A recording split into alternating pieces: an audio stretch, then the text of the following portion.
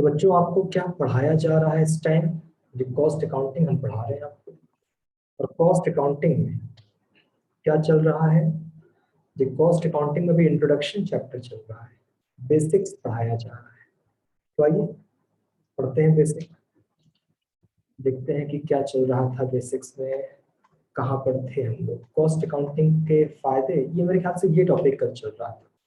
आइए देखते हैं यहाँ बच्चे, जल्दी से बताओ आप लोग कि ये सारे के सारे पॉइंट्स हो चुके हैं।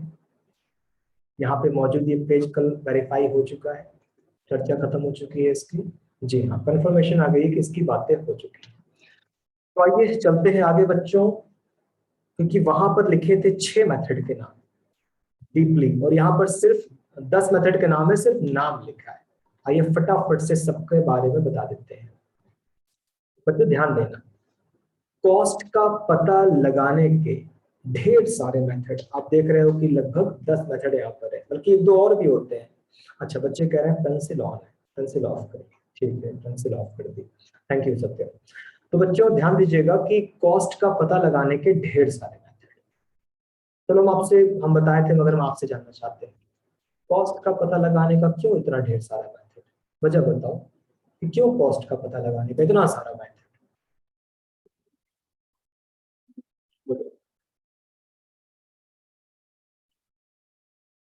अरे वेट कर रहे हैं। अच्छा, सत्यम कहते हैं डिफरेंट प्रोडक्ट, बिल्कुल सही बात, आपने छोटे शब्दों में बहुत सारी बातें कह दी। श्वेता, डिफरेंट टाइप सामान, हाँ सही, बिल्कुल सही, कि हमारे देश में हर उद्योग का, हर इंडस्ट्री का काम करने का तरीका अलग है। हर कोई एक तरह से काम नहीं करता, हर कोई एक तरह का सामान नहीं बनाता, सबके काम करने का तरीका अलग है, सबके द्वारा बनाए गए प्रोडक्ट अलग है। तो एक मेथड सबको सूट नहीं कर सकता, इसलिए कॉस्ट का पता लगाने के ढेर सारे मेथड। तो कॉस्ट का पता लगाने के ढेर सारे मेथड, चलो जरा फटाफट से रिवीजन कर लें। और क्योंकि 6 तो हम पढ़ा चुके हैं, मगर यहाँ 10 है ना, 10, तो जो नहीं भी पढ़ा वो भी देख लेते हैं, सुनना ध्यान से। यूनिट कॉस्टिंग मेथड, ये मेथड वो इंडस्ट्री अपनाएगी, शर्त नंबर 1, हम बस एक तरह का सामान बनाते हैं, सिंगल प्रोडक्ट। हम 2 या 3 या 4 या 5 तरह का सामान नहीं बनाते, तो हम सिर्फ एक तरह का सामान बनाते हैं।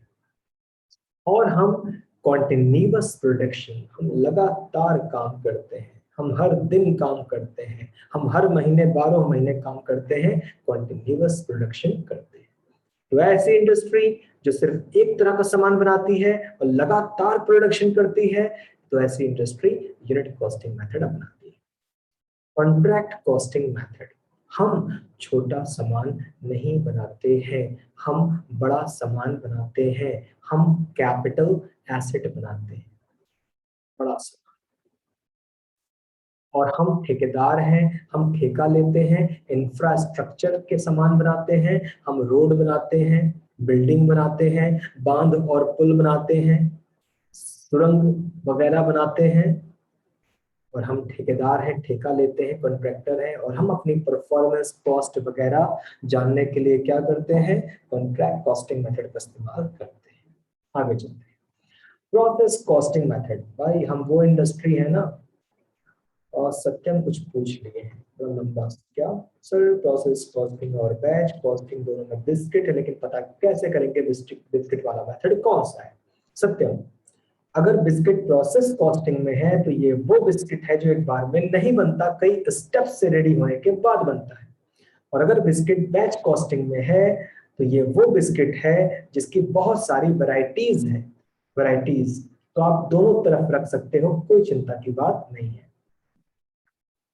आगे चलते हैं, प्रोसेस कॉस्टिंग मेथड। हम ऐसी इंडस्ट्री हैं जिसका माल एक बार में रेडी नहीं होता, हम जो प्रोडक्ट बनाते हैं वो 2 या 3 या 4 या 5 स्टेप से गुजरने के बाद रेडी होता है। तो हम ऐसी इंडस्ट्री है, हमारा माल एक बार में रेडी नहीं होता, कई स्टेप्स, कई स्टेजेस से गुजरने के बाद रेडी होता है। जैसे चीनी बनाते हैं, पहले गन्ना रेडी करेंगे, फिर शीरा निकालेंगे, गंदा शीरा साफ करेंगे, तब जाके चीनी बनाएंगे। जैसे तेल, सरसों उगाएंगे, तेल निकालेंगे, गंदा तेल साफ करेंगे, तब जाकर बेचेंगे। तो हम वो इंडस्ट्री हैं जिसका माल एक बार में रेडी नहीं होता, कई स्टेप्स कई स्टेजेस से गुजरने के बाद रेडी होता है।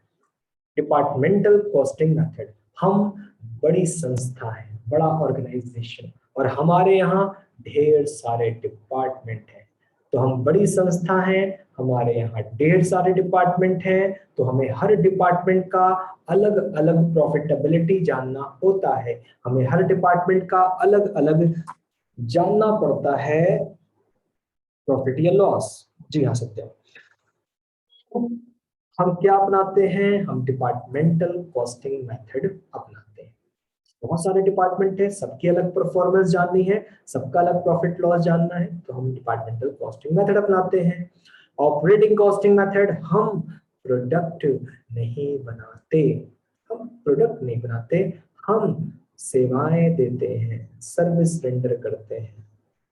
हॉस्पिटल है, इलाज करते हैं, स्कूल कॉलेज यूनिवर्सिटी या कोचिंग है, पढ़ाते हैं, बिजली कंपनी है, इलेक्ट्रिसिटी देते हैं, बैंकिंग है, बैंक वाली सेवाएं देते हैं, कॉल सेंटर है, समस्याओं का समाधान करते हैं, तो टूरिज्म वाले हैं, घुमाते हैं लोगों को, तो हम सर्विसेज देते हैं, और हम अपनी परफॉर्मेंस वगैरह जानने के लिए ऑपरेटिंग कॉस्टिंग मेथड अपनाते हैं। मल्टीपल कॉस्टिंग मेथड, हम एक प्रोडक्ट बना रहे हैं जिसमें बहुत सारे पुर्जे पार्ट्स लगने हैं, और हर पुर्जा अपने आप में कंप्लीट यूनिट है। हम घड़ी बनाते हैं, हाथ वाली घड़ी, अंदर बहुत सारे पुर्जे हैं। हम टाइपराइटर बनाते हैं, अंदर बहुत सारे पुर्जे हैं। हम कार या साइकिल बनाते हैं, अंदर बहुत सारे पुर्जे हैं। तो एक प्रोडक्ट बनाने के लिए अंदर बहुत सारे पुर्जे पार्ट्स लगने हैं, और हर पार्ट्स अपने आप में कंप्लीट यूनिट है। हम अपनाते हैं multiple costing method. Batch costing method, हम जो माल बना रहे हैं उसकी बड़ी वैरायटीज है। कहने को दवा हजारों तरह की दवा, कहने को बिस्किट सैकड़ों तरह के, पचासों तरह के बिस्किट, ज्यादा बोल दिया, कम, दसियों तरह के बिस्किट। तो कहने को बैग, स्कूल कोचिंग बैग, तरह तरह के बैग, कहने को मिठाइयाँ, तरह तरह के मिठाइयाँ। तो हम जो सामान बनाते हैं उसमें वैरायटीज बहुत ज्यादा है, तो जितनी वैरायटी उतनी बैचेस, जितनी वैरायटी उतनी बैचेस, और हमारी हर बैच लगातार काम नहीं कर पाती। स्टैंडर्ड कॉस्टिंग मेथड बच्चों, स्टैंडर्ड कॉस्टिंग मेथड, लग रहा है उसमें नहीं था क्या, इसमें नहीं था, नहीं इसमें नहीं था, चलो स्टैंडर्ड कॉस्टिंग मेथड। बच्चों कहानी याद दिलाते हैं, कहानी तुरंत समझ जाओगे तुरंत। स्टैंडर्ड कॉस्टिंग मेथड, मालिक, ये कहानी मेरे ख्याल से परसों शायद बताई होगी या शायद कल। मालिक, मालिक ने मीटिंग बुलाई, मीटिंग किसकी मीटिंग, मैनेजर्स की। तो मालिक ने मीटिंग बुलाई मैनेजर्स की, मैनेजर साहब एक काम भविष्य में करके देना है, मैनेजर साहब एक काम भविष्य में करके देना है 6 माह के बाद, बताओ कितने पैसे खर्चा होंगे। दीपांशु दोबारा पूछ लेना, बिल्कुल बात पूरी कर लेने दो दीपांशु।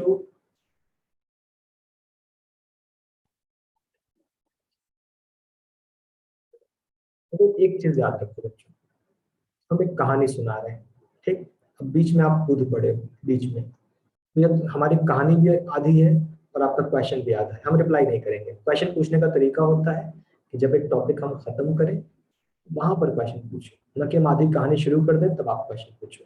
ठीक, कुछ देर बाद पूछना, अपना क्वेश्चन याद रखो। हम क्या समझा रहे हैं, हम स्टैंडर्ड कॉस्टिंग मेथड समझा रहे हैं। हाँ, बात हो रही थी, मालिक ने मैनेजर्स की मीटिंग बुलाई, कहा 6 महीने बाद एक काम करके देना है, कितने में हो जाएगा। 6 महीने बाद एक काम करके देना है, कितने में हो जाएगा, साहब 1 लाख में हो जाएगा। 6 महीने बाद कितने में हुआ, कितने में हुआ, साहब 1,40,000 में हुआ। अच्छा, जो काम 1 लाख में होना था 1,40,000 में हुआ। कितना संस्था को नुकसान पहुंचा, 40,000, सजा मिलेगी। बताओ बच्चों, जल्दी से कहानी याद आई क्या, कितने में हो जाएगा 1 लाख, कितने में हुआ 1,40,000, तुमने 1 लाख के काम को 1,40,000 में करके दिखाया, हाँ सजा मिलेगी। या तुमने 1 लाख के काम को 90,000 में करके दिखाया, 10,000 फायदा, तुम्हें भी फायदा मिलेगा। तो जो लोग ऐसी संस्थाएं जो स्टैंडर्ड और एक्चुअल कॉस्ट को आपस में कंपेयर करती हैं, या तो मैनेजर को पनिशमेंट देती हैं या तो मैनेजर को अप्रिशिएट करती हैं, तो ये संस्थाएं दरअसल कौन सा मेथड अपना रही हैं, स्टैंडर्ड कॉस्टिंग मेथड। बोलिए क्लियर बात, कि जो संस्थाएं स्टैंडर्ड और एक्चुअल कॉस्ट को कंपेयर करती हैं वो दरअसल अपना रही हैं स्टैंडर्ड कॉस्टिंग मेथड। आइए आगे चलते हैं। और ये पूछा है सवाल किसने, सत्यम ने। पहले दीपांशु प्रजापति के सवाल ले लेते हैं। सर एक ही प्रोडक्ट की अलग अलग बैचेस हो सकती है कि नहीं? दीपांशु, बैच कॉस्टिंग मेथड का मतलब प्रोडक्ट एक है मगर उसकी वैरायटीज बहुत ज्यादा है। बैग, हम बैग बनाते हैं तो कई सारे कोचिंग वाले, कई सारे कॉलेज वाले हमसे बैग बनवाते हैं, तो सबका साइज अलग है तो बैच बनानी पड़ेगी। मिठाइयाँ बनाते हैं, कहने को मिठाई, बहुत सारी वैरायटीज, बैच बनानी पड़ेगी। तो अगर किसी प्रोडक्ट में वैरायटीज है तो आपको बैच बनानी पड़ती है, वैरायटीज नहीं है तो बैच नहीं बनानी पड़ती। सत्यम, ऑपरेटिंग और डिपार्टमेंटल दोनों में हॉस्पिटल आएगा तो इससे किस मेथड में रखेंगे? ठीक है। सत्यम बिना वजह कंफ्यूज हो रहे हो, बिना वजह कंफ्यूज हो रहे हो।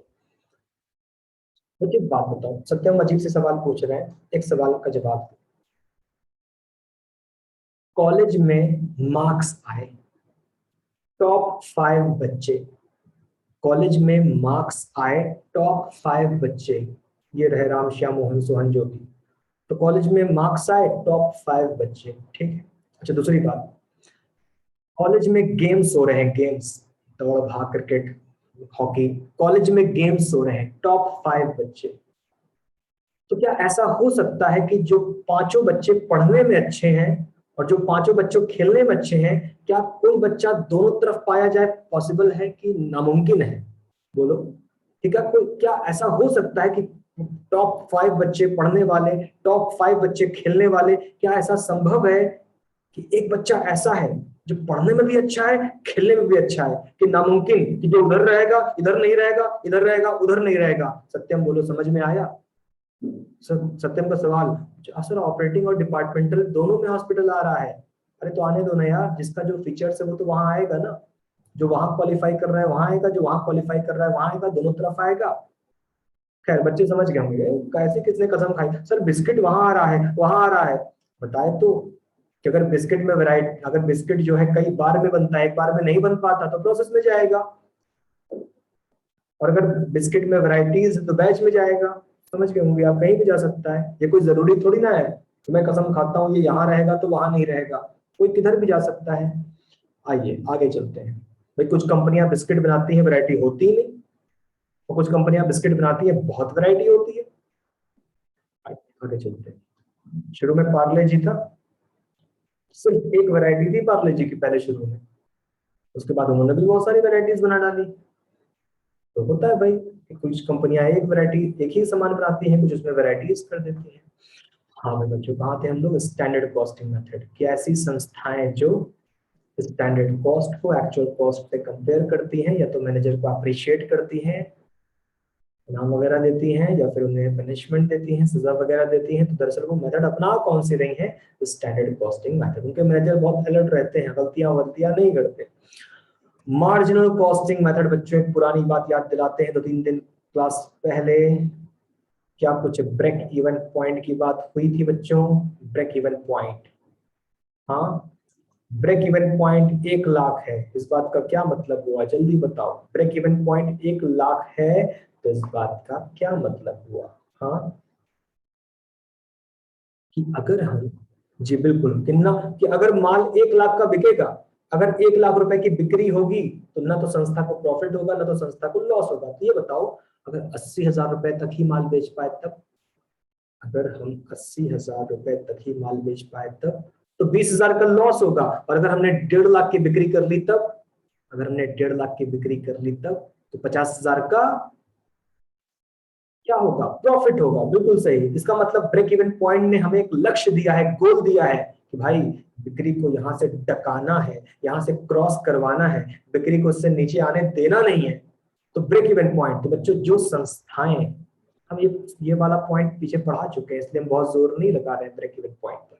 तो जो संस्थाएं ब्रेक इवन पॉइंट इस्तेमाल करती हैं, समझ जाओ वही अपना रही हैं मार्जिनल कॉस्टिंग मेथड।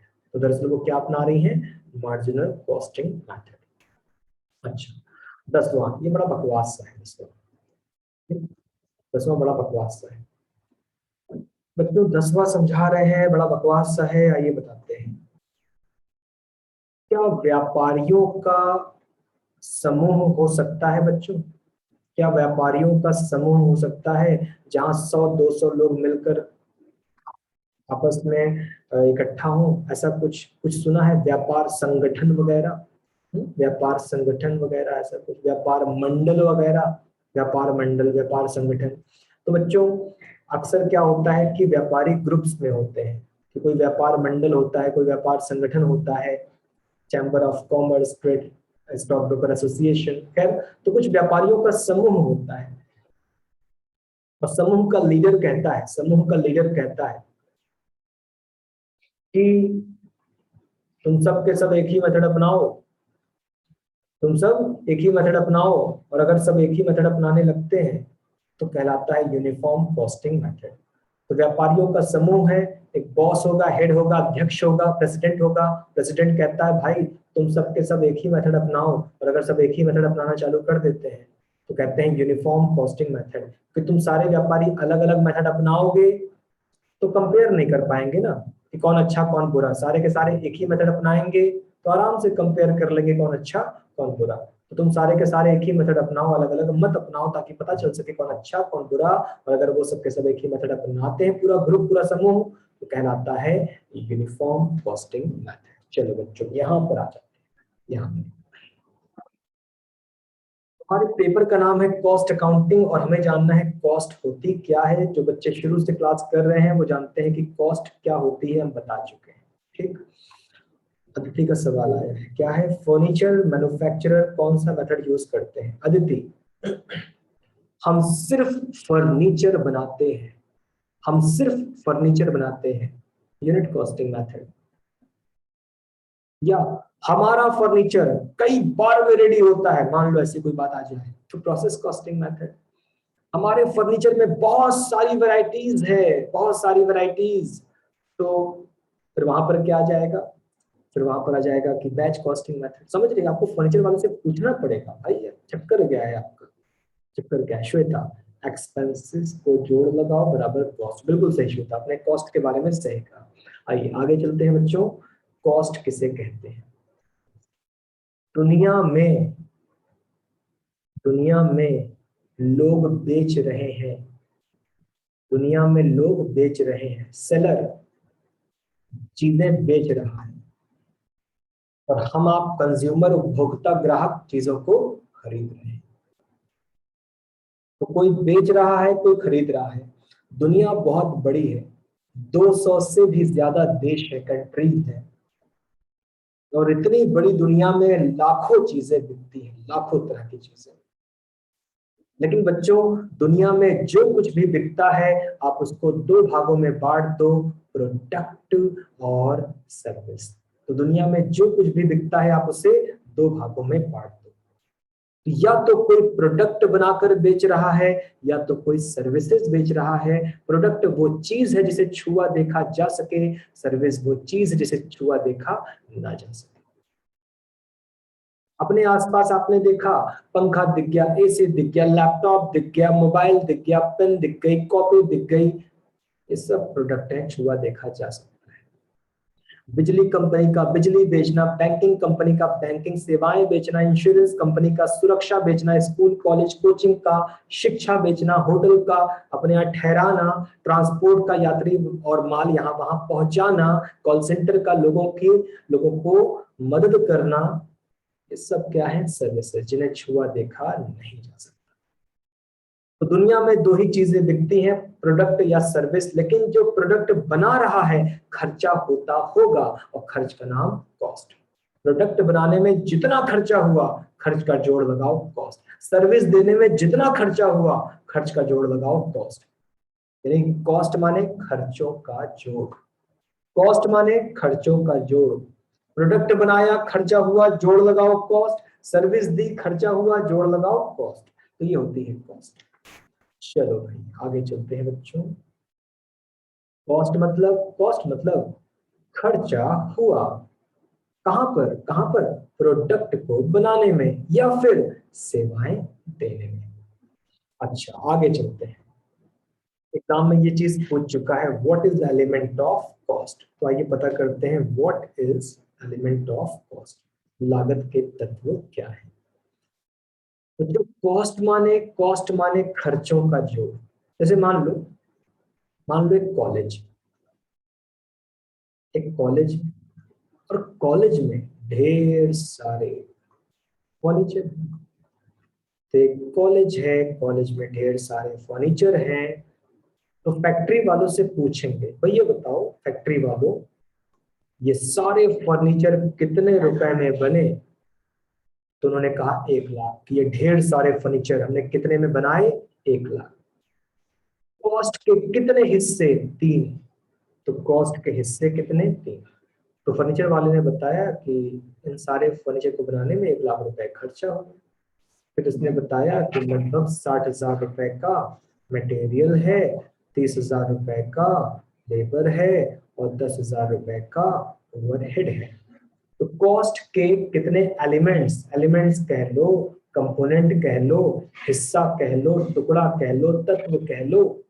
तो कॉस्ट कितने हिस्सों में बटी हुई है? 3 हिस्सों में। कॉस्ट के कितने हिस्से हैं? 3 हिस्से, मटेरियल, लेबर, ओवरहेड। तुम्हें फर्नीचर बनाने में कितने पैसे लग गए? 1 लाख। ये कॉस्ट है। इस 1 लाख के कितने हिस्से? 3। 1 लाख में 60,000 का तो मटेरियल है, 1 लाख में 30,000 का तो लेबर है, 1 लाख में 10,000 का तो ओवरहेड है। बच्चों सबसे महंगा कौन? मटेरियल, लेबर, ओवरहेड में सबसे महंगा कौन? जी हाँ, बिल्कुल सही। सबसे बड़ा खर्चा, कॉस्ट में सबसे बड़ा खर्चा मटेरियल। तो कॉस्ट में सबसे बड़ा खर्चा क्या है? मटेरियल। क्यों? कॉस्ट 1 लाख है, लागत 1 लाख है, और 1 लाख का आधा करोगे तो 50,000। 1 लाख का आधा करोगे तो 50,000, और 50,000 से भी महंगा 60,000, 50,000 से भी महंगा मटेरियल। एक लाइन बोलते हैं, बताना सूट कर रही है कि नहीं कर रही है। कॉस्ट कॉस्ट में आधे से भी ज्यादा का तो मटेरियल, कॉस्ट में आधे से भी ज्यादा का तो मटेरियल। बताओ लाइन सूट कर रही है कि नहीं? सबसे बड़ी कॉस्ट मटेरियल। कुल लागत में, टोटल कॉस्ट में आधे से भी बड़ी लागत मटेरियल। बच्चों ने जवाब दिया यस, सही बात है। सबसे बड़ी कॉस्ट मटेरियल, आधे से भी अधिक खर्चा मटेरियल। कुल लागत 1 लाख का आधा, 50,000 से भी ज्यादा मटेरियल। तो आप पता लगाएं, फर्नीचर बनाने में 1 लाख लग गए, 60 का मटेरियल, 30 का लेबर, 10 का ओवरहेड। क्या मतलब मटेरियल? क्या मतलब आधे से भी महंगा मटेरियल? ध्यान देना, क्या बन रहा है? फर्नीचर बन रहा है। फर्नीचर बन रहा है, 60,000 का मटेरियल, लकड़ी खरीदी, लोहा खरीदा, रेगमार्क पेपर खरीदा चिकना करने के लिए, फेविकोल खरीदा उसको मजबूती देने के लिए, चिपकाने के लिए, प्लाई खरीदी, माइका सनमाइका वगैरह खरीदा, और पेंट खरीदा, पॉलिश खरीदी। ये सब चीजें क्या है? मटेरियल। तो सबसे महंगा मटेरियल। लेबर, जो मजदूर मशीन पर खड़ा है और काम कर रहा है, सामान बना रहा है, उसकी मजदूरी लेबर। जो पहरेदारी कर रहा है, वॉचमैन, उसकी मजदूरी लेबर। जो लोगों को पानी पिला रहा है, सामान यहाँ वहां कर रहा है, वो प्यून, वो चपरासी, उसकी मजदूरी लेबर। जो झाड़ू पोछा मार रहा है, स्वीपर, फर्राश, जो टॉयलेट साफ कर रहा है, उसकी मजदूरी लेबर। तो मजदूरों की मजदूरी लेबर। तो मटेरियल, फिर लेबर। तो ओवरहेड, ओवरहेड ओवरहेड का मतलब होता है अदर एक्सपेंस। ओवरहेड का मतलब होता है अदर एक्सपेंस। मतलब अरे जो मटेरियल लेबर ना हो वो ओवरहेड है, जो मटेरियल लेबर ना हो ओवरहेड है। मतलब अरे जैसे कि मटेरियल लेबर जो ना हो, किराया चुका दिया, रेंट, बिजली का बिल, इलेक्ट्रिसिटी पे कर दी, स्टाफ को सैलरी दे दी, बीमे का प्रीमियम दे दिया, insurance premium, advertisement, depreciation, AC charges, repairing charges, जो भी खर्चा मटेरियल लेबर ना हो जो बचा, ओवरहेड, अदर एक्सपेंस। चलिए, तो उम्मीद है कि बच्चों ने बात समझ ली कि एलिमेंट ऑफ कॉस्ट 3 होते हैं, लागत के 3 तत्व हैं, मटेरियल, लेबर, ओवरहेड। बच्चों जल्दी से बताओ कि आपको बात समझ में आ गई है? बोलिए। मटेरियल समझ गए आप, लकड़ी, लोहा, कील, रेगमार्क पेपर, पॉलिश। लेबर, मजदूरी, जो मशीन पर खड़ा है, लेबर, उसकी मजदूरी। पहरेदार, साफ सफाई वाला, प्यून, उनकी मजदूरी, लेबर, और इन दोनों खर्चों के अलावा जो बचा ओवरहेड, जो बचा बिजली का बिल, किराया, इंश्योरेंस, सैलरी, सब कुछ वो है ओवरहेड। ठीक है बच्चों, एक सवाल, दुकान पर सत्यम, मिसलेनियस एक्सपेंस क्या होता है? मिसलेनियस एक्सपेंस मतलब होता है बहुत सारे खर्चों का जोड़, बहुत सारे खर्चों का जोड़ कह लीजिए, वो होता है मिसलेनियस एक्सपेंस, विविध व्यय। कि आपने 15 खर्चे किए, 15 का नाम न लिखकर कंबाइंड कर दिया, बोल दिया मिसलेनियस एक्सपेंस, बोल दिया सन्ड्री एक्सपेंस, बोल दिया जनरल एक्सपेंस, मतलब सबका लगभग वही है। आइए आगे चलते हैं। हाँ बच्चों, सवाल सवाल आ गया है, दुकान पर सामान बिकता है, रोड पर फुटपाथ पर सामान बिकता है, दुकान पर भी सामान बिकता है और रोड या फुटपाथ पर भी सामान बिकता है, कौन सस्ता होता है? कौन सस्ता होता है, दुकान वाला सामान या रोड या फुटपाथ वाला सामान? रोड या फुटपाथ एक ही बात हो गई। बच्चे कहते हैं सर फुटपाथ वाला सामान, रोड वाला सामान सस्ता होता है। क्योंकि बच्चों, और दुकान का सामान महंगा होता है, क्योंकि फुटपाथ वालों का मटेरियल का खर्चा तो होता है, फुटपाथ वालों का लेबर का खर्चा तो होता है, लेकिन फुटपाथ वालों का ओवरहेड का खर्चा नहीं होता। कैसा दुकान का किराया, कैसा सैलरी, कैसा इंश्योरेंस प्रीमियम, कैसा एडवर्टीजमेंट, कैसा डेप्रिसिएशन, कैसे, समझ रहे हो कि नहीं बच्चों? तो फुटपाथ वालों का कौन सा खर्चा होता ही नहीं, ओवरहेड होता ही नहीं, तो उनको पड़ता है सस्ता तो बेचते हैं सस्ता। और वही सामान दुकानदार बेच रहा है, अब बेचारा दुकानदार बिजली का बिल देगा, इंश्योरेंस प्रीमियम देगा, स्टाफ को सैलरी देगा, ऐसे चार्जेस देगा, तो उसको ओवरहेड पड़ता है। अब उसको ओवरहेड पड़ता है, खर्चा ज्यादा होता है, तो पड़ता है महंगा तो बेचता है महंगा। क्लियर बात? कि फुटपाथ वालों के ओवरहेड होते नहीं, पड़ता है सस्ता, बेचते हैं सस्ता, और दुकानदारों के ओवरहेड्स होते हैं तो बनाते हैं महंगा, मतलब मिलता है महंगा, बेचते हैं महंगा। अच्छा बच्चों, फुटपाथ, दुकान, मॉल, बोलो बच्चों, फुटपाथ, दुकान, मॉल। अच्छा, मॉल में सामान, दुकान, दुकान में सस्ता कि मॉल में सस्ता? अब बताओ।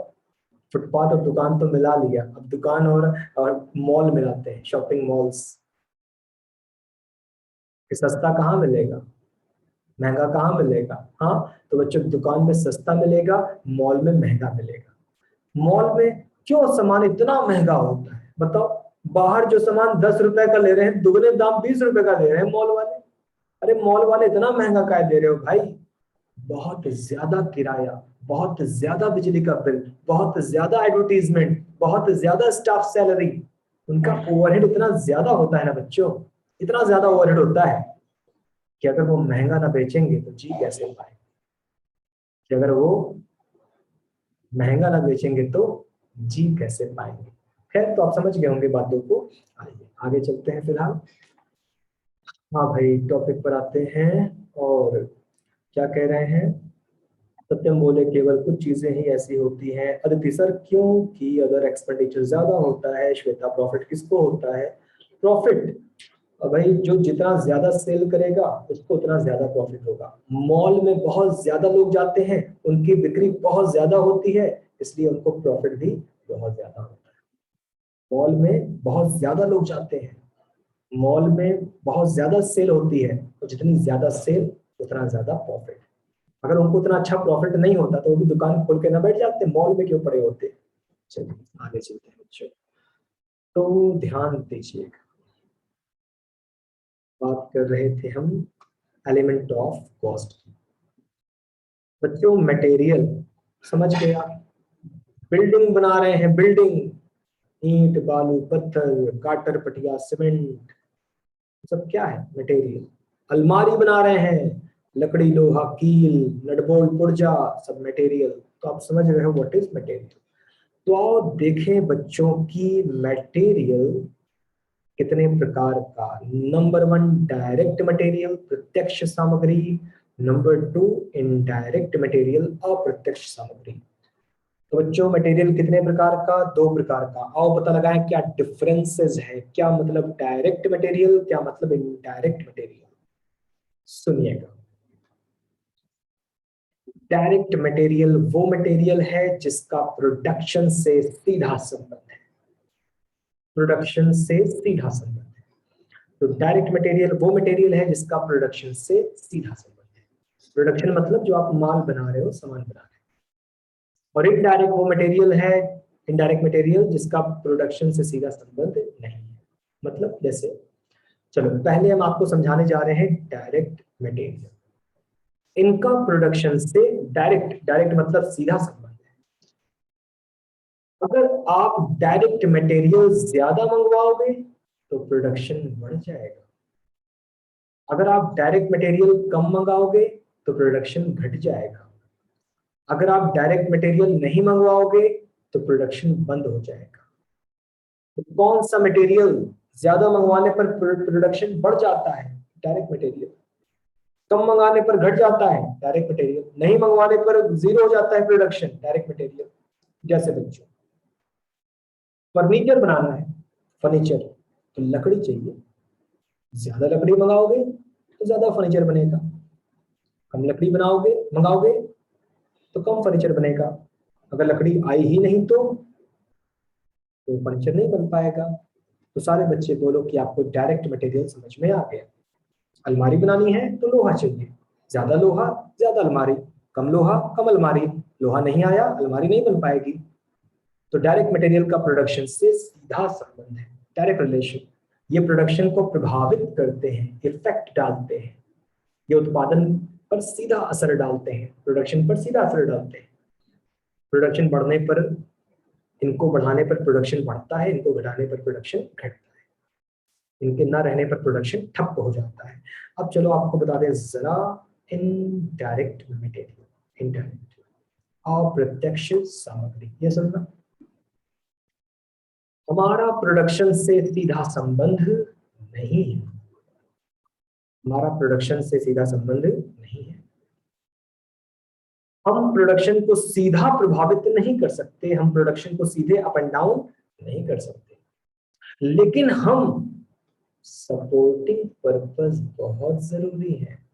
तो भले हमारा प्रोडक्शन से सीधा संबंध ना हो, भले हमारा प्रोडक्शन से सीधा संबंध ना हो, लेकिन हम प्रोडक्शन होते समय सपोर्टिंग पर्पस बहुत जरूरी है, हमारा सपोर्ट बहुत जरूरी है।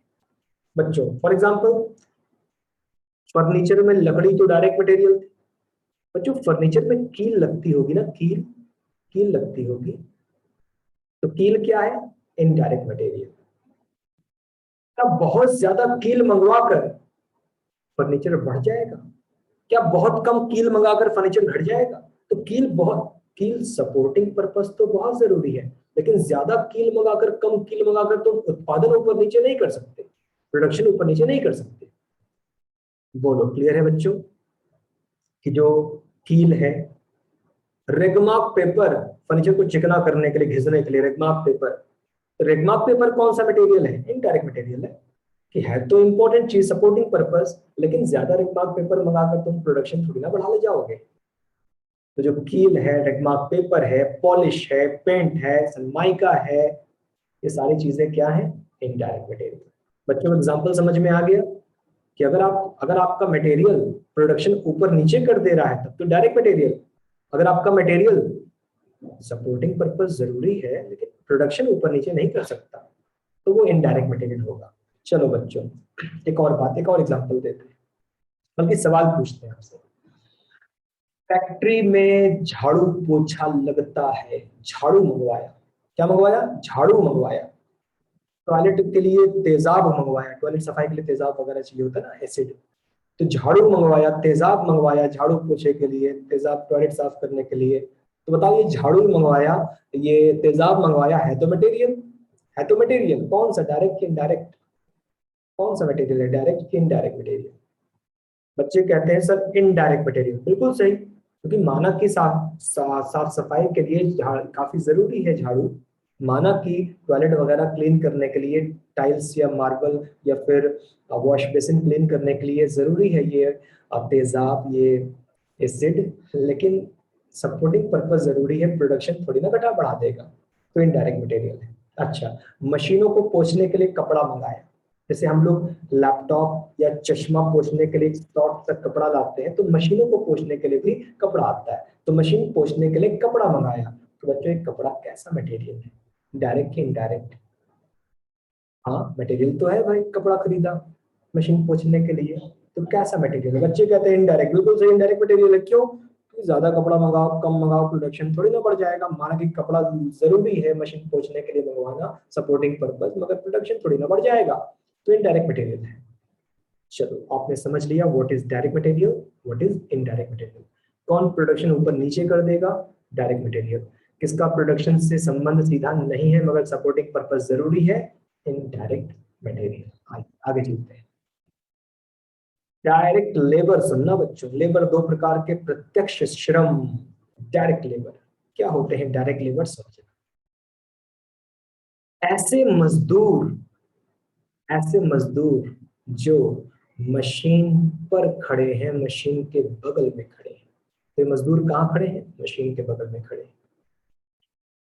ये कच्चा माल, रॉ मटेरियल, ये कच्चा माल मशीन में डालते हैं, तब फिनिश्ड गुड, निर्मित माल, बना बनाया माल बाहर आता है। तो ऐसे मजदूर जो माल बना रहे हैं, जो मशीन पर खड़े हैं, मशीन में कच्चा माल डालते हैं, तब बाहर निर्मित माल आता है, तो इनको दी गई मजदूरी बच्चों क्या है? डायरेक्ट लेबर है। इनका सीधा संबंध प्रोडक्शन से है। अगर ऐसे मजदूर ज्यादा होंगे तो प्रोडक्शन बढ़ जाएगा, अगर ऐसे मजदूर कम होंगे तो प्रोडक्शन घट जाएगा, अगर ये मजदूर आए ही नहीं एक भी तो प्रोडक्शन बंद हो जाएगा। तो सारे बच्चे बोले कि हम समझ गए हु इज डायरेक्ट लेबर, इनका सीधा संबंध प्रोडक्शन से है। ये मशीन पर खड़े होकर माल बना रहे हैं, कच्चा माल मशीन में डालते हैं तो निर्मित माल बाहर आता है, तो इनको दी गई मजदूरी डायरेक्ट लेबर। इनको बढ़ाओगे प्रोडक्शन बढ़ेगा, इनको घटाओगे प्रोडक्शन घटेगा, ये नहीं आएंगे प्रोडक्शन बंद हो जाएगा। इनडायरेक्ट लेबर, हम संस्था में, ऑर्गेनाइजेशन में सपोर्टिंग पर्पस जरूरी है, लेकिन हम प्रोडक्शन को ऊपर नीचे नहीं कर पाते। तो हम सपोर्टिंग पर्पस जरूरी है, लेकिन हम प्रोडक्शन को ऊपर नीचे नहीं कर पाते, हमारा प्रोडक्शन से सीधा संबंध नहीं है। मैं पहरेदार, चौकीदार, वॉचमैन हूं। अच्छा, पहरेदार, चौकीदार, वॉचमैन, वॉचमैन साहब नाम कौन? हाँ वो क्या बोलते हैं हमारे देश में ज्यादातर पहरेदारों के नाम क्या होते हैं? बहादुर होते हैं, बहादुर, हमने अक्सर देखा है। खैर, तो हम चौकीदार, पहरेदार हैं और वॉचमैन हैं। अच्छा भाई, तो तुम्हारा होना तो जरूरी है, लेकिन तुम प्रोडक्शन ऊपर नीचे नहीं कर सकते।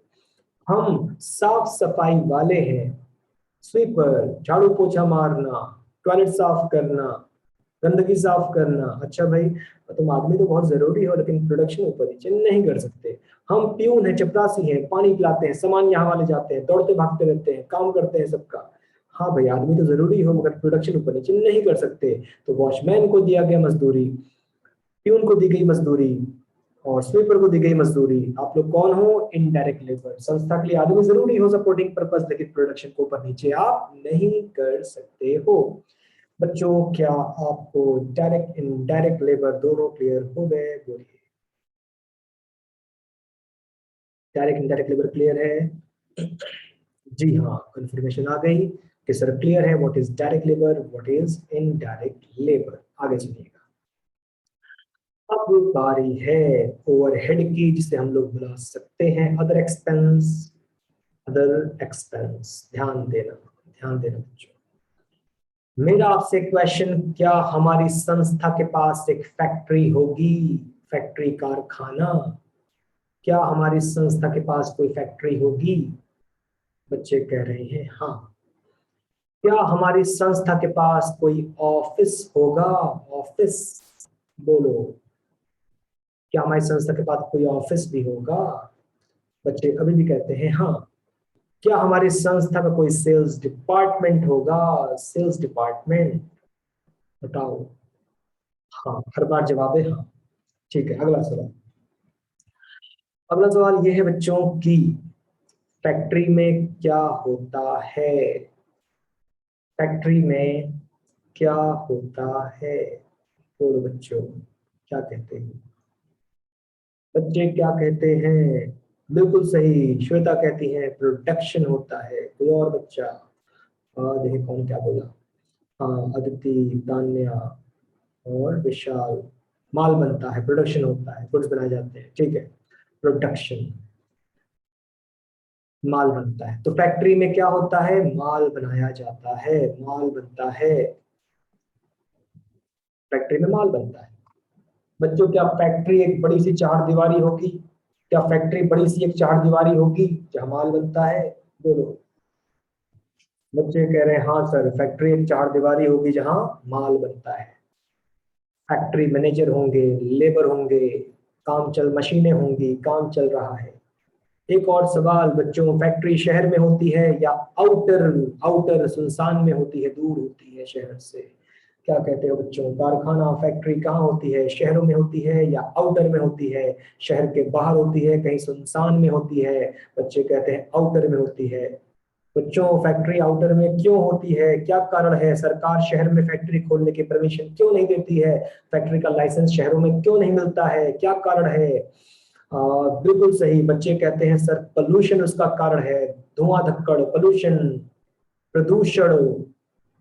हाँ बिल्कुल सही, प्रदूषण। दूसरा, एक और वजह है, पोल्यूशन तो है ही, भाई सुनसान में रहोगे तो जाओ करो पोल्यूशन, भीड़ भाड़ में रहोगे तो पोल्यूशन नुकसान पहुंचाएगा आबादी को। दूसरा है रिस्क, एक्सीडेंट। दूसरा क्या है, रिस्क, एक्सीडेंट, ठीक, कि भाई फैक्ट्री में अक्सर हो जाती है दुर्घटनाएं। सुनसान में रहोगे अकेले मरोगे तुम ही फैक्ट्री वाले।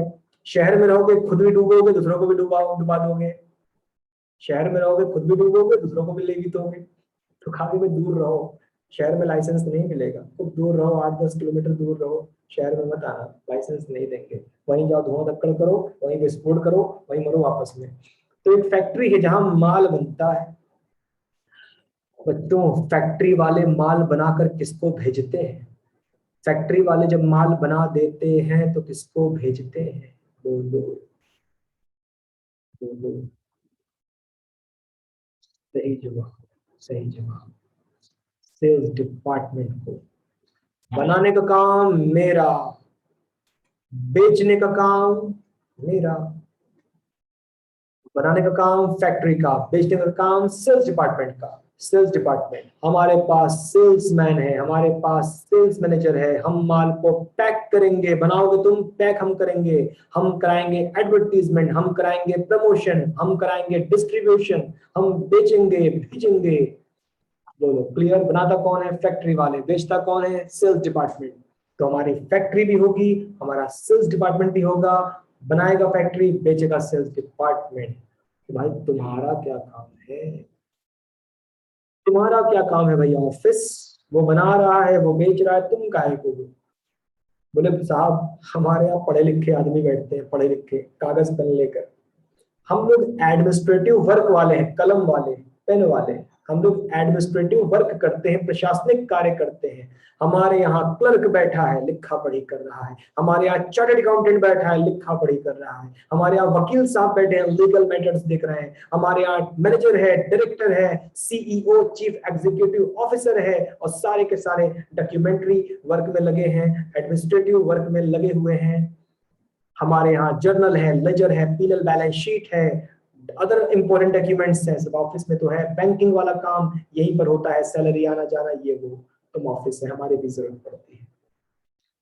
बच्चों बोलो आपको बात समझ में आ गई कि हमारी कौन कौन से संस्थाएं हो सकती हैं। हम लोग माल बनाते हैं फैक्ट्री में, हमारा एडमिनिस्ट्रेटिव वर्क ऑफिस में होता है, और हमारा बिक्री वाला काम सेल्स डिपार्टमेंट में होता है। अच्छा फिर नीचे देखते हैं, फैक्ट्री की चार दीवारी का खर्चा किस हेडिंग में दिखाया जाएगा, फैक्ट्री की चार दीवारी का खर्चा किस हेडिंग में दिखाया जाएगा, फैक्ट्री ओवरहेड। ऑफिस की चार दीवारी का खर्चा किस हेडिंग में दिखाया जाएगा, office and administration overhead. Sales department का खर्चा किस हेडिंग में दिखाया जाएगा, सेलिंग एंड डिस्ट्रीब्यूशन ओवरहेड। तो सारे बच्चे बताओ कि आपको ओवरहेड्स का जो वर्गीकरण है, क्लासिफिकेशन टाइप्स समझ में आ गया। फैक्ट्री के चार दीवारी के खर्चे फैक्ट्री ओवरहेड में दिखाओ, ऑफिस की चार दीवारी के खर्चे ऑफिस एंड एडमिनिस्ट्रेशन ओवरहेड में दिखाओ, सेल्स डिपार्टमेंट के खर्चे सेलिंग एंड डिस्ट्रीब्यूशन ओवरहेड में दिखाओ। क्लियर है बच्चों? क्लियर है? हाँ बच्चों आगे चलते हैं। क्वेश्चन तो नहीं आ रहा है आगे। बच्चों एक बात बताओ, ये जो गोला हम बना रहे हैं, क्या ये वो लेबर है जो मशीन पर खड़ा होकर काम कर रहा है और मजदूरी ले रहा है, माल बना रहा है? बोलो।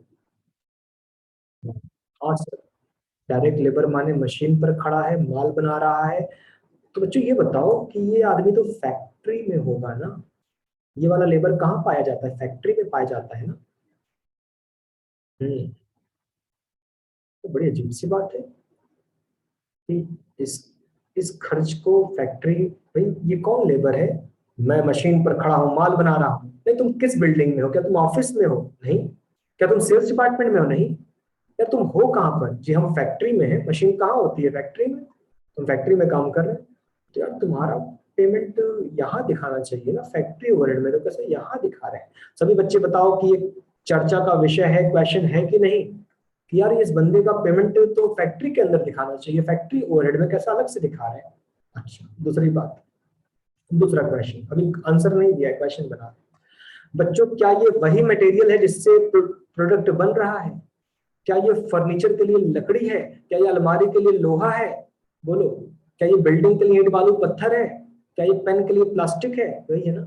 और आप बताओ कि डायरेक्ट माल बनाना है, मटेरियल खरीदा, तो किसने मटेरियल खरीदा?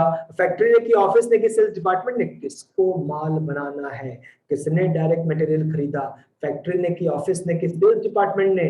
बच्चों की बात है कि डायरेक्ट मटेरियल, यार फर्नीचर तो फैक्ट्री को बनाना है, तो लकड़ी इसने खरीदी होगी, फैक्ट्री ने। अलमारी तो फैक्ट्री को बनानी है, तो लोहा तो इसी ने खरीदा होगा। तो यार मगर तुम लोग को तो फैक्ट्री में होना चाहिए ना। तो बच्चों बताओ, अब तक हम दो क्वेश्चन खड़े कर चुके हैं कि डायरेक्ट मटेरियल को फैक्ट्री में क्यों नहीं दिखाया जाता, जबकि डायरेक्ट मटेरियल खरीदता कौन है? फैक्ट्री वाले। लकड़ी उकड़ी कौन खरीद रहा है? फैक्ट्री वाले। और डायरेक्ट लेबर को डायरेक्ट लेबर को क्यों नहीं दिखाया जाता फैक्ट्री ओवरहेड के अंदर, जबकि वो भी क्या है? फैक्ट्री में पेमेंट हुआ है, फैक्ट्री वालों ने पेमेंट किया है। क्वेश्चन है ना बच्चों? हाँ बता दो, क्वेश्चन है ना? भाई डायरेक्ट मटेरियल कौन खरीदा? फैक्ट्री वाले। डायरेक्ट लेबर को पेमेंट किसने किया? फैक्ट्री वाले। तो इन खर्चों को फैक्ट्री में क्यों नहीं दिखाया गया, फैक्ट्री ओवरहेड में? अब हम जवाब बता रहे हैं। जवाब, जवाब, क्या आप ये बात मानते हो कि मटेरियल और लेबर बहुत ज्यादा बड़े खर्चे हैं? क्या आप ये बात मानते हो कि मटेरियल और लेबर ज्यादा बड़े खर्चे हैं, ओवरहेड उनके मुकाबले छोटा खर्चा है? बोलो, ये बात मानते हो कि नहीं? हाँ बच्चे कह रहे हैं बिल्कुल सही सर। अभी चर्चा शुरू में चली थी कि आधे से भी अधिक महंगा तो मटेरियल है, और लेबर भी कोई सस्ते नहीं है, वो भी महंगे हैं, और ओवरहेड उनके आगे छोटा है।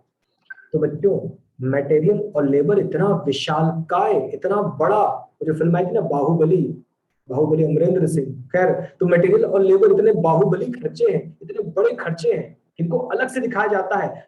हमने माना हमने माना कि डायरेक्ट मटेरियल फैक्ट्री नहीं खरीदा, हमने माना कि डायरेक्ट लेबर का पेमेंट फैक्ट्री नहीं किया, हमने माना कि ये दोनों चीज का पेमेंट फैक्ट्री नहीं किया, लेकिन ये इतने बड़े खर्चे हैं कि इनको अलग से डिस्क्लोज किया जा रहा है, अलग से।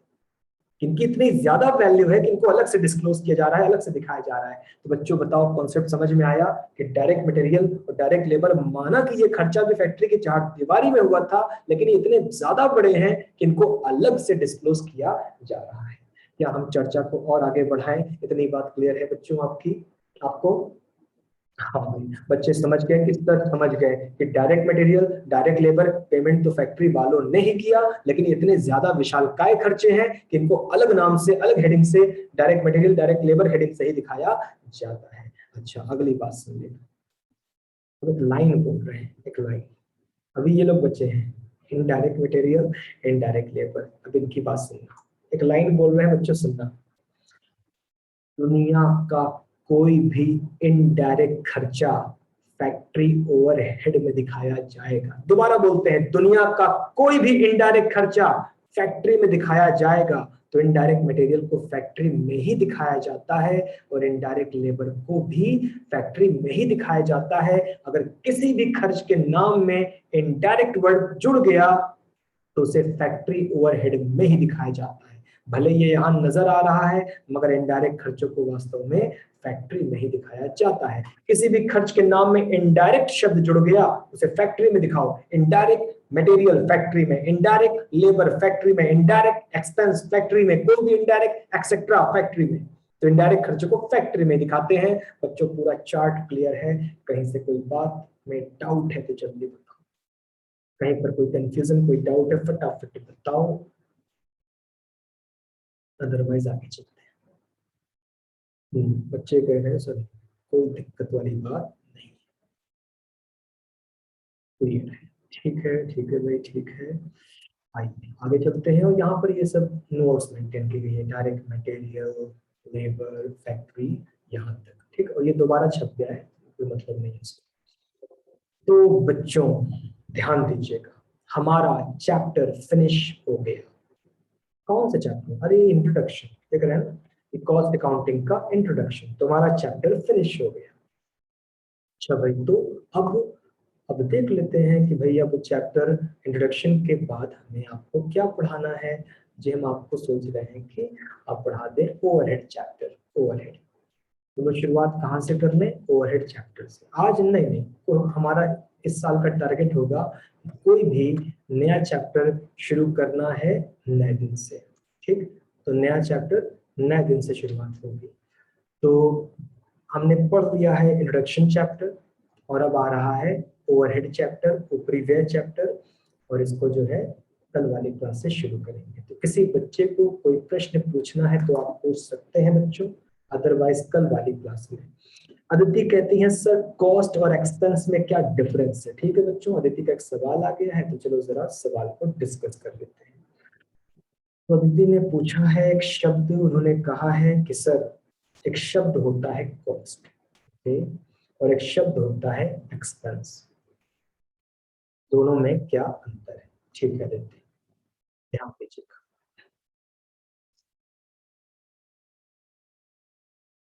कॉस्ट वर्ड का इस्तेमाल माल बनाने वाले खर्चे, कॉस्ट वर्ड का इस्तेमाल माल बनाने वाले खर्चे, ऐसा कुछ मान लीजिए। ठीक, यानी गुड्स बनाते समय जो खर्चे होते हैं उन्हें कॉस्ट माना जाता है। कॉस्ट वर्ड का इस्तेमाल ज्यादातर माल बनाने वाले खर्चों में किया जाता है। खर्चे ऐसे भी होते हैं जिनका संबंध माल बनाने से नहीं होता, तो वहां एक्सपेंस वर्ड का इस्तेमाल किया जाता है। ऐसे खर्चे, यानी आप यूं कह लो कि कॉस्ट सही मायनों में डायरेक्ट एक्सपेंस है और एक्सपेंस सही मायनों में इनडायरेक्ट एक्सपेंस है।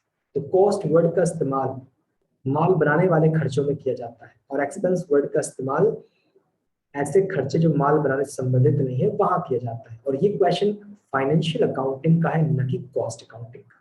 समझिए बच्चों कि ये क्वेश्चन कॉस्ट अकाउंटिंग का नहीं है, ये क्वेश्चन कहाँ का है?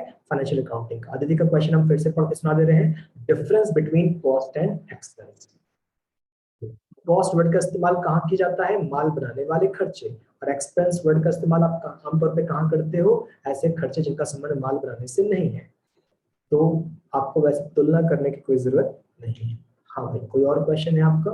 यानी स्पेशली कॉस्ट का संबंध फैक्ट्री एक्सपेंसेस से होता है, कह सकते हैं, जहां माल बनता है। और एक्सपेंस की परिभाषा होती है कि लाभ पाने के लिए आपको खर्चा करना पड़ता है और वो खर्चे ही एक्सपेंस कहलाते हैं। हमने बहुत शॉर्ट में बताया, वरना लॉन्ग में बताएंगे तो expenditure, capital expenditure, revenue expenditure, direct expense, indirect expense, अंदर से बताना पड़ता है। हाँ भाई बच्चों, और कौन कुछ पूछ रहा है? सत्यम, प्रोडक्ट मेकिंग में डायरेक्ट और इनडायरेक्ट दोनों टाइप का खर्चा आता है, कॉस्ट केवल डायरेक्ट एक्सपेंस। क्यों? देखिए बच्चों, अभी जो आप सवाल कर रहे हो ना, ध्यान दीजिएगा।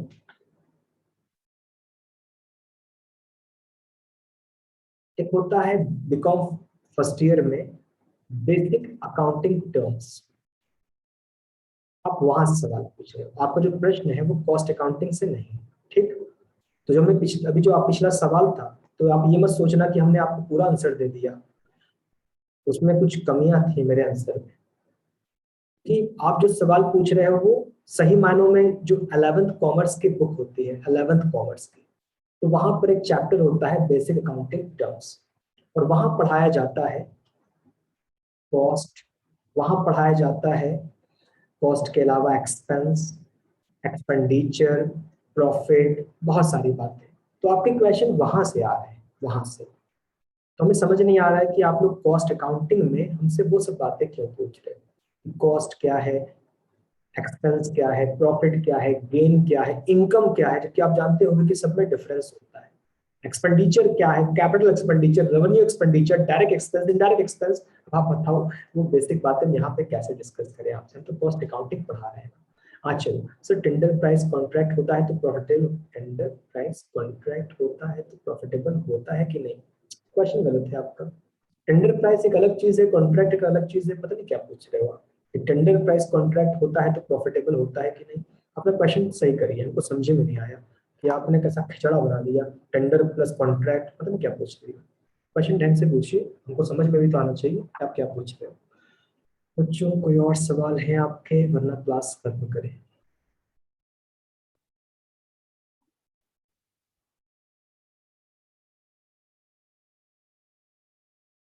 अभी भी सवाल नहीं आया, चलो ध्यान देना बच्चों।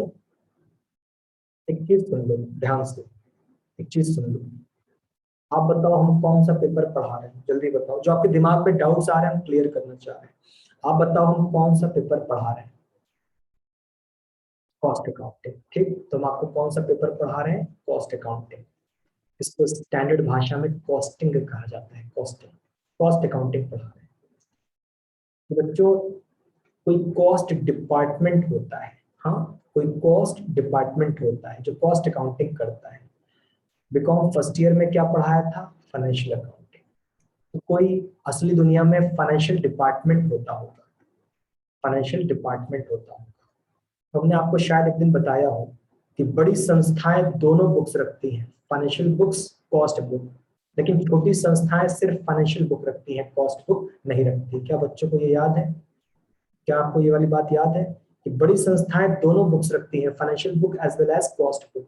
वहां दो दो ऑफिसेज होते हैं, कॉस्ट डिपार्टमेंट, फाइनेंशियल डिपार्टमेंट। लेकिन छोटी संस्थाएं क्या करती हैं? वो सिर्फ फाइनेंशियल बुक रखती हैं। तो बच्चों आप बताओ क्या इन दोनों की तुलना कर सकते हैं क्या? हाँ, आप लोग क्यों तुलना कर रहे हो? जो अभी आप लोगों ने लास्ट 10 मिनट्स में हमसे क्वेश्चन पूछे हैं वो सब फाइनेंशियल अकाउंटिंग के पूछे हैं, जबकि आज हम लोग क्या पढ़ने बैठे हैं? आज हम लोग सिर्फ कॉस्ट अकाउंटिंग पढ़ने बैठे हैं। तो कॉस्ट अकाउंटिंग करने का तरीका एकदम अलग है, फाइनेंशियल अकाउंटिंग का तरीका एकदम अलग है। तो आप जो क्वेश्चन पूछ रहे थे वो फाइनेंशियल अकाउंटिंग से थे, सर कॉस्ट और एक्सपेंस में क्या डिफरेंस है। तो हाँ, आप समझो बात को कि हमने जो आपको आंसर दिया वो फाइनेंशियल अकाउंटिंग के पॉइंट ऑफ व्यू से दिया, लेकिन आजकल हम पढ़ा क्या रहे हैं? Cost accounting. तो आप तो पागल हो जाओगे कि कभी सर, अभी सर कॉस्ट का चार्ट दिखा रहे थे, कुछ और बोल रहे थे, और हम जो सवाल पूछा कुछ और बोल रहे हैं।